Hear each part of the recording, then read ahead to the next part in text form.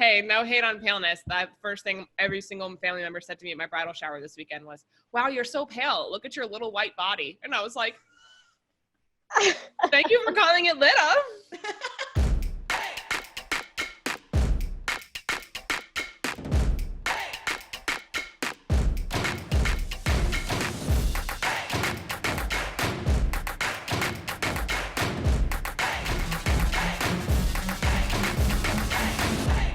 Welcome back, guys, for another episode of HAMYAW. And today we have a very, very special guest with us. Actually, the first guest ever on HAMYAW, so I hope she feels extremely special.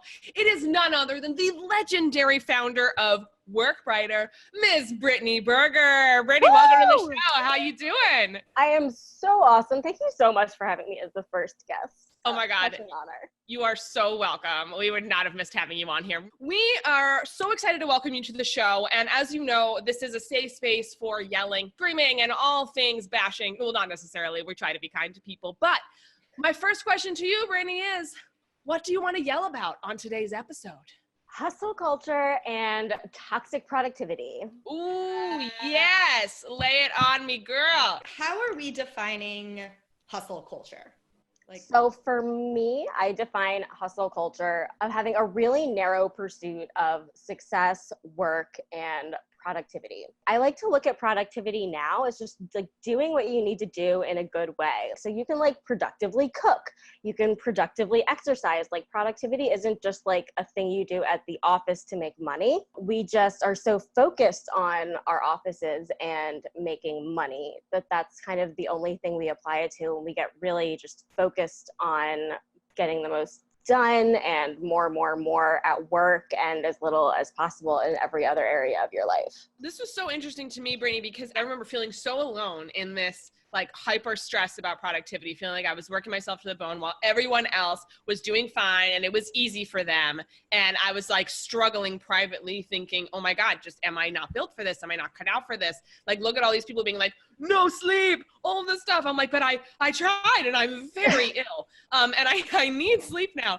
And I wrote a blog post about it, and I think it was something called like my deep misinterpretation of mental toughness. Yes. Too many words. And I wrote that post, and I remember having this swarm of replies come in. I think it was in the Copywriter Club, and one from you, where you were like, look, this is so much of a problem. I worked myself, and forgive me if this is not your story, but I worked myself into the hospital twice. And I was working in the emergency room. And I was like, oh my God.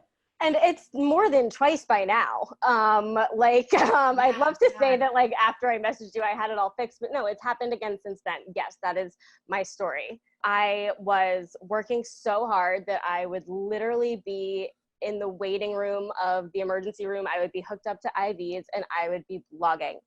And I would think that it was good and it was productive because like I was doing Pomodoros, I was doing time blocks, and I was sticking to those time blocks even though I was in the hospital. Isn't that productive? Oh my God. Yeah, and then there's this link, I think, as well for this constant need in entrepreneurship to prove yourself, especially as a woman, to prove yourself and be constantly, wanting to be 5 steps ahead and wanting to be keeping up with the boys, even if there are no boys around. And I think that is so interesting that we tie so much of our value to our productivity. And the only thing related to productivity is how much money we're making and how much work we're doing. And I think it was so interesting that you raised that point. Like you can work out productively, you can rest productively, you can stare off into space productively. And I think that's just a game changer. Just changing that mindset. Growing up, like people used to always say that I was lazy. And obviously that became like a big thing that feeds into all of this as well. Because now I realize, I have chronic fatigue syndrome. So that was just an undiagnosed illness. But then somewhere along the way, I became a workaholic and started only looking at that in terms of like the work side of things. And the craziest thing about working myself into the hospital and stuff like that, especially with being an entrepreneur, is that at the time I was a side hustler and I really had no need to even like have this business at all. And really, I had my whole family, even had my coworkers, like I wasn't even like asking for time off, like they were like basically forcing it on me. And basically the whole business came out of time that I should have been spent recovering. Mm-hmm. I remember I was at an event in the city where a person was giving a talk on his several billion-dollar exit of his company. He was not that much older than me at the time.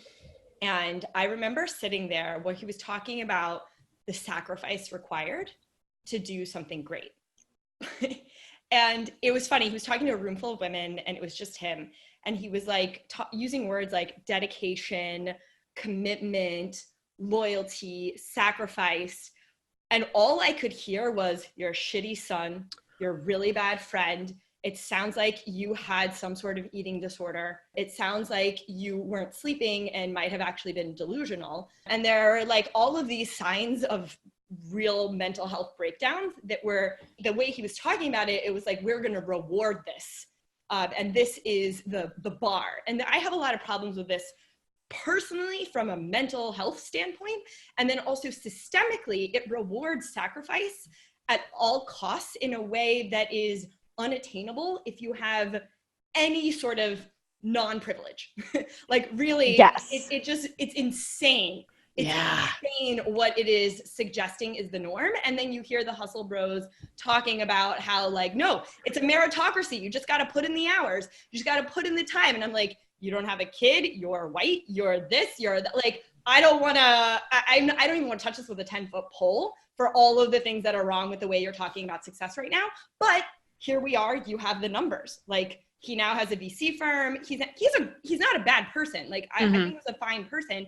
I think that what he was representative of something really bigger that's the problem. Yeah. And I just think that so many people just aren't self-aware enough to like really see the world that they're living in. And that's where a lot of it comes in. Like, do you remember that time that there was a back and forth on either social media or like, I think it might've actually been like articles between Elon Musk and Ariana Huffington about how much he slept? What is the world that we live in? The simulation is glitching. Just can someone call admin? Ariana Huffington, yeah, the sleep revolution. There was an entire hit book about the fact people should sleep more. And Yes. it's like, that's mayhem. Of all of it though, because if you go to the productivity science, this is why I love, if you guys haven't heard of Cave Day, you should look them up. Oh yeah. They're an awesome company that is teaching people how to work. But the whole point is that we have engineered our work culture to actually be anti-productivity, like open workspaces, constant interruptions. When I hear the phrase hustle culture, my head goes to don't sleep, brag about how fat you've gotten, but not in a good way. Just be like, God, I can't believe how much weight I've gained, or oh, I'm so exhausted. Look at the circles around my eyes, or like all the things that you get to say, like you get the status of like, oh God, I haven't seen my kids in 2 weeks. You say, yes. Oh God. Give me a fucking award. Like, what? I look at someone and I'm like, I'm sorry, sweetheart. Do you want a nap? Should I give you a hug? Like, you don't get me for that kind of stuff. But here's the double-edged sword of it. The rational part of my brain is like, oh my God, that is bananas. And then the irrational side of my brain at 9 p.m. is like, oh my God, I haven't finished all the things. I need to do more things. I'm not hustling hard enough. What should I do? And then Gary Vee shows up and yells at me in my head. That is one of my favorite blog posts that you have about that. I like to call them like the productivity devil and the self-care angel on my shoulder. But like, but the self-care angel goes to bed early because she's good. She's got her sleep hygiene in check. And so then the devil's just there saying, work harder. Oh my God, she does. Totally. She goes to bed. She gets like, she's Ariana Huffington. She's going to bed at 9 p.m. So here's part of my problem with this is that there are two sides of this conversation when it comes to hustle, because I think there's a very real criticism and conversation to be had about going too far on the self-care route. Like, I think that's why you hear things like people are like, oh, entitled millennials, they need so much coddling. We all have met those people who are like, I'm gonna go live in Bali for 4 months and I'm gonna go be a yoga instructor and I'm gonna go on this cleanse and I'm gonna do the, lifestyle hacker du jour thing. And then basically they're fucking around for a year and a half and they go back and get a job at IBM and they're not helping the cause here. So like but I feel like people have always done that. Like, people have always fucked around in their 20s and then they get older and they forget, they don't want to recognize that or whatever. And so they turn it into a generational thing. Well, that's true. Yeah. That's 100% true. But I'm saying like, we all have this friend, right? Like the person who's like, why isn't my business where it should be? But also I'm going at 3 p.m. I'm done with my workday. Yeah. And it's like, okay, well, that actually is a problem because when you are an entrepreneur, you do have to put in a lot of hours. That is true. Now, if you're the person going in being like, I only want to work 4 hours a day, then do that, but recognize that that probably is not going to make you $1 million a year. That's going to make you 75 a year. That's totally fine. Yeah, that's the place I'm in. Conversation about what it means to hustle and what it means to be successful. And Brittany, you said that in the beginning, which I think is really, really smart, which is like, we have to define our own metrics for success. Like, it is totally fine if you want to work 20 hours a week. Like, God bless, you do you. But like, don't complain then that you don't have a private jet. Exactly. Yeah. I think it's the complaining too. It's sort of like, why am I not doing well? Like, I have these boundaries and all this stuff. And it's like, okay, well, these, unfortunately, like the fewer boundaries you have, the slower you grow in some respects. I don't think that's exclusively, but I know when we talked about the boundaries episode, we were having these conversations about having no boundaries as we were building. And in some respects, like that was a reason for some of our momentum. I don't think it's necessary by any means. I don't think it's necessarily required to build momentum in your business. And I don't think newbies should have zero boundaries like we did. But it is interesting. Our generation, I think this is specifically a problem because we are the result of like the helicopter parents generation. But I was reading this article about how parents are now optimize their children. It's not now like giving us a chance to be creative, giving us a chance to like test out different sports. It's like, okay, Johnny, like you're in preschool, so it's time to get you on the soccer field so you can get a scholarship to go somewhere for college because we can't afford it.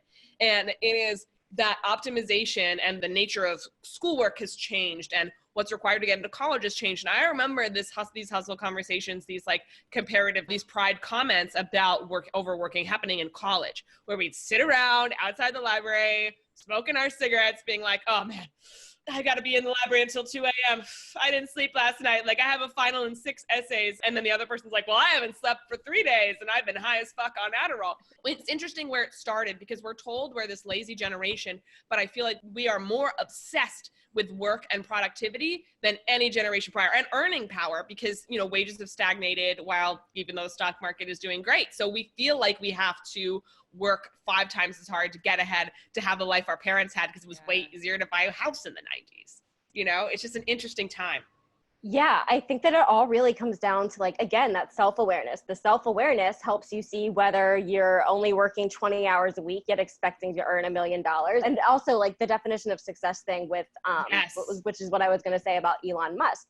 He says that like it's necessary for him to get 4 hours of sleep per night and sleep on the couch in his office or whatever the hell he does. But that's because his definition of success not only includes like whatever success that he has defined for all of his companies, but it also includes him being like the public face of it all and like the thought leader. And like it has so much to do with his ego that like, would any of his companies really fail if he delegated like a little bit more to other people in his company? I feel like a lot of his mindset is like the same ego stuff solopreneurs face, except he's not a solopreneur. I love what you're saying about self-awareness. I think the other side of that coin is also honesty in our conversations about this. I remember when India Nuri, I think that's how you say her name, the CEO of Pepsi came out and was like, everyone says like, oh my God, it's amazing. She has it all. She's like the CEO and she's a mom and she does all these things. She's like, I missed every soccer game. And she started talking about the realities of being CEO of Pepsi while raising young girls and like the contradictions in what she came to represent versus the reality that she was living. And I really appreciate that. Like, I appreciate when women come up to me and they're like, this is how much I actually make. This is how much I actually see my children, how much I do.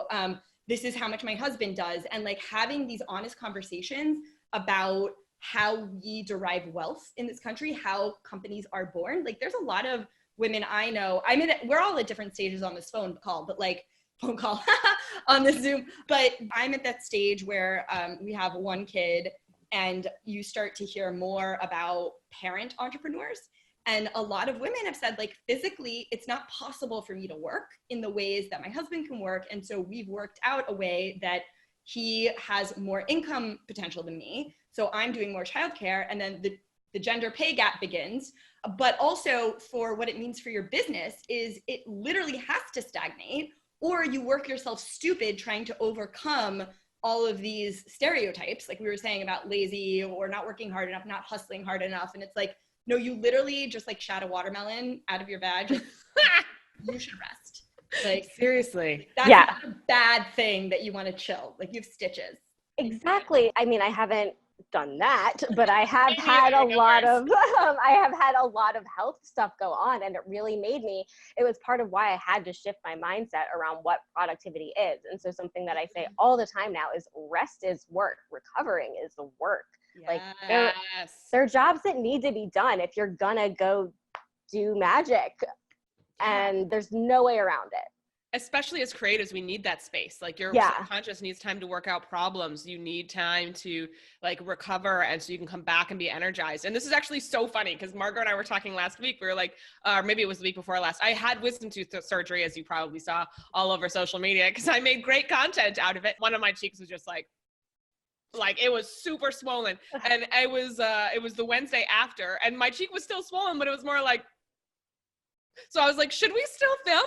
I think we should still film. And Margot's like, we're not fucking filming. Recover. It really put into perspective how much of my job requires talking, whether it's interviewing clients, whether it's filming HAMYAW, whether it's talking to Margot on Voxer. So it really put it into perspective. Like, I have to learn to rest and to value that. Because my first thought was like, how can I get back to work? How can I get back to work soonest? I went on a podcast 4 days later. 4 days later. So much even crazier. And then we were should we do an episode on self-care? And we were like, no. Yeah, like back in my, I like to divide my life up into like my work smarter days and then my work brighter days. But like back in my work smarter days, I would go have like minor surgeries in the morning and then go to work in the afternoon and tell people I just had a doctor's appointment, not even tell them. Oh my God, you didn't even get the hustle credit.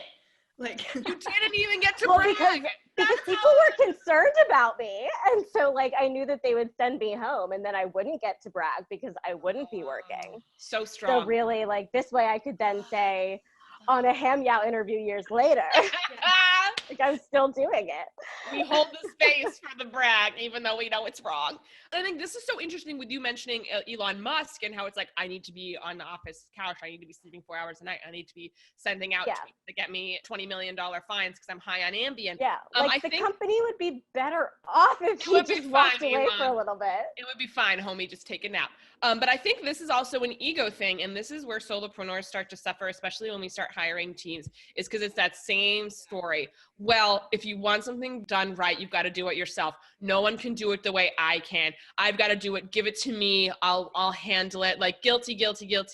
And it's taken me a lot. Like I have a little team. I have a social gal. I have a VA. They are both wonderful. Shout out Haley and Taylor. And I also have a designer who I can reach out to for support and stuff. And it's just really been such an exercise being like, take it.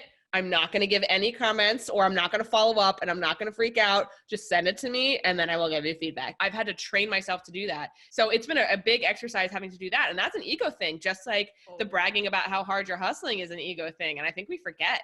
Yeah.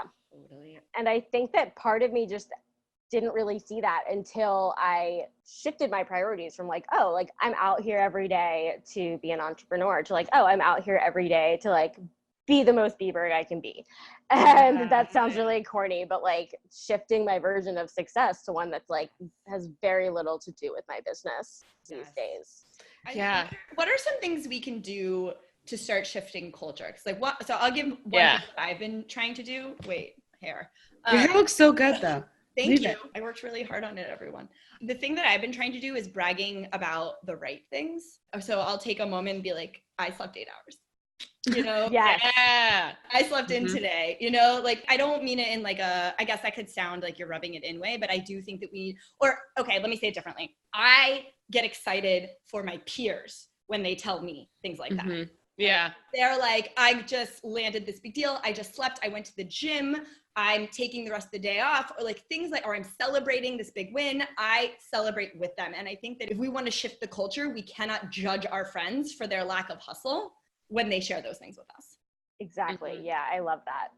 And I think another thing too is when I have friends who are like, well, I'm just working so hard. I've got this and that, and I took on another job. I'm actually practicing being like, hey, remember to prioritize rest. Yeah.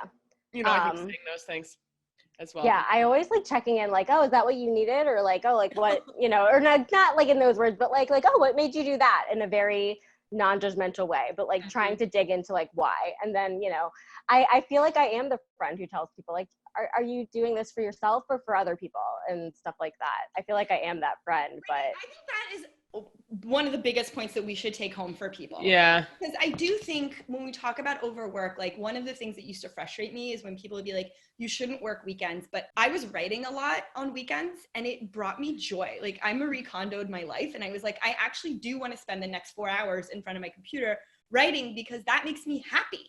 Mm-hmm. Yeah. People viewed that as like, no, you're a workaholic. I'm like, no, that's not what it looks like. And so you do have to have that self-awareness like you were talking about of like, am I doing this for me or am I doing this because I feel like I need to keep up with the like onslaught of crap? And only you know the difference. But like you do need to know that about yourself. You need to know what's motivating you.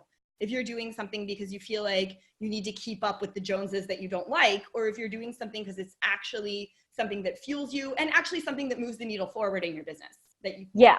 later. Another question I like asking is like, is this for now you or future you?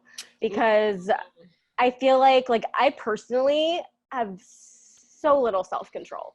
Normally, I am normally all about current me and not future me. And I feel like that's a good way of knowing like, oh, is this Netflix binge actually what I need right now? Or am I just avoiding the email waiting for me in my inbox right now? And it's like, oh, well, will I actually feel more rested after this like hour of TV or will I not? Like, what do I actually need right now? I love that. I love that. And I think also just remembering to check in on whether or not you're taking something on because you feel like you're in competition with yourself. Like, oh, I could do this. Like I did this once upon a time. I could probably do it again. Or like, I haven't felt really stressed out in a while. Like I haven't worked a weekend. So you know what? Fuck it. Let's do it. I think that is, constantly be competing with yourself and your peers and feeling like you're always checking in about whether you're doing enough. And I think sometimes you need to figure out what enough is for you and then cut it off. Yes. Yeah. I love that. Yeah. That's actually something that when I was thinking about this talk beforehand, I wanted to bring up and I forgot. So I'm glad you did. You're welcome. We would love to hear from you guys. So please continue this conversation in the comments below. I am Margot Aaron. And I'm Hillary Weiss. And I'm Brittany Berger. Jumped in there. Yes. This has been HAMYAW. If you like us, please like us below, subscribe to our channel, and share it with your friends. And we will see you in 2 weeks. Go take a nap. Go take a nap. Bye, guys.